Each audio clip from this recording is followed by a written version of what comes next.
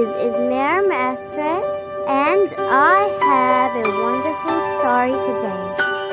The title of our story is Zacchaeus the Cheater.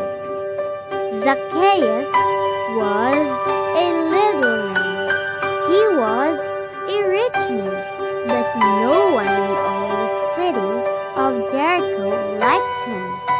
It wasn't because Zacchaeus was a little man that no one liked him. It wasn't because Zacchaeus was a rich man that no one liked him. It was because Zacchaeus was a cheater.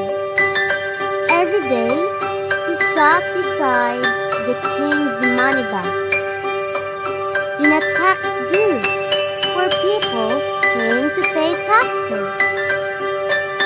Every day he cheated the people who came to pay. This is the way Zacchaeus cheated.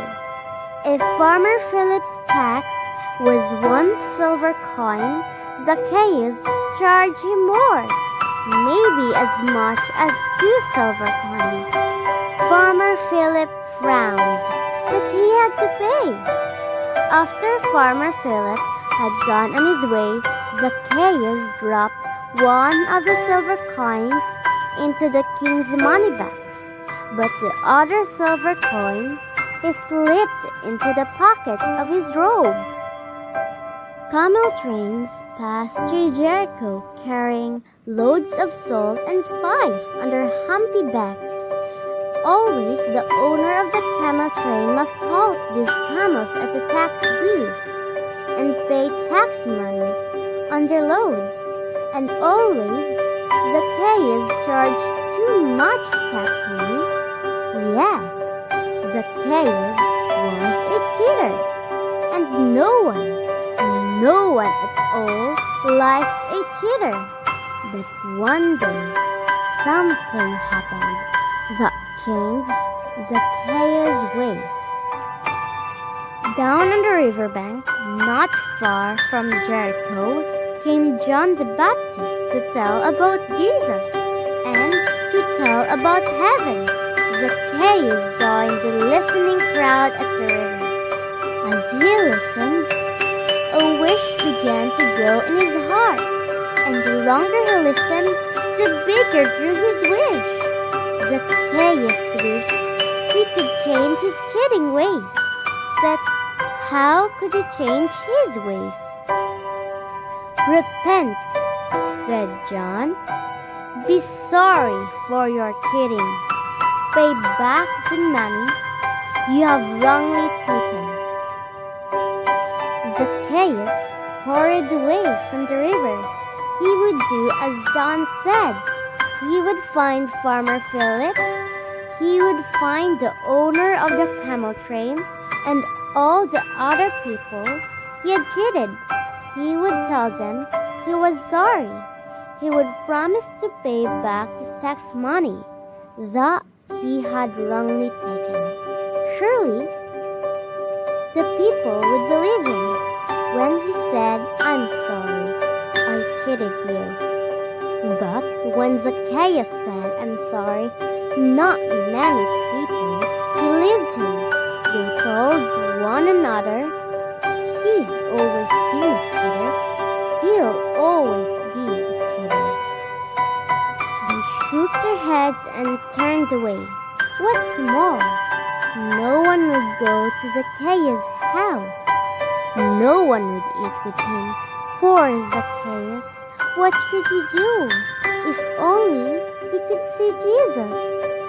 Just to look on Jesus' face would help. And then, one sunshiny morning, a messenger came running into the city, shouting as he ran, "Oh, everyone! Jesus is coming up the road! Jesus will pass through Jericho!" Men and women left their works. Boys and girls left their play. They ran to the street where Jesus would pass by. Zacchaeus didn't even take time to snatch up the king's money box. he ran with the crowd. But when Zacchaeus reached the gate where Jesus would enter Jericho, the narrow street was jammed with people. He was too short to see over their heads, and no one would make room for him. Zacchaeus ran here, he ran there, trying to find a place where he could see. He must see Jesus. He had to see Jesus. But how could he? And then Zacchaeus remembered something. Zacchaeus remembered a sycamore tree that grew beside the city gate where Jesus would leave Jericho. The sycamore tree was old, so old, its branches had grown far out over the street. Zacchaeus turned, faced about, and raced down the street ahead of the crowd. He reached the sycamore, up, up, up. He climbed. What matter if he tore his fine robe? If only he could see Jesus. Zacchaeus climbed out on a branch of the sycamore. He could see the throng far up the street. People were shouting. Some waved palm branches. Zacchaeus straightened his eyes to see better. The man dressed in the white robe, around whom all the crowd pressed. That man must be Jesus. And those men trying to make room for him to walk, he must be Jesus' disciples. Slowly, the crowd came nearer and nearer. Closer, closer, closer came the crowd toward the sycamore tree beside the gate.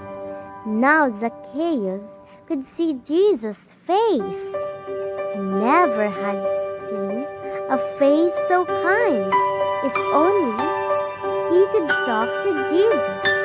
Tell him he was sorry he had cheated. Tell him he would pay back all of the tax money he had falsely taken. Would Jesus believe him? Or like those others? Would Jesus shake his head and turn away? Zacchaeus leaned down to have a last look as Jesus walked under the sycamore tree, but Jesus didn't even walk. He stopped. He looked up. Zacchaeus, he said, make haste and come down, for today I must abide at thy house. Zacchaeus could hardly believe what he heard. Jesus knew his name. Jesus was coming to his house. Jesus would eat with him.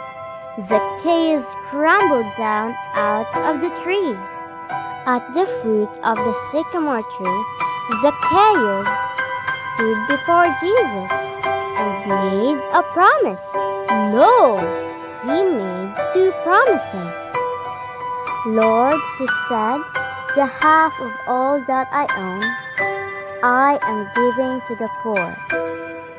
And if I have taken anything falsely, I am paying it back 4 times. Jesus held out his hand to Zacchaeus. Jesus believed him. Prayer for reflection. Jesus believes me. When beside my bed I pray, I'm sorry, Jesus, that I cheated in a game today. He holds out his hands as he did beneath the sycamore. I believe you.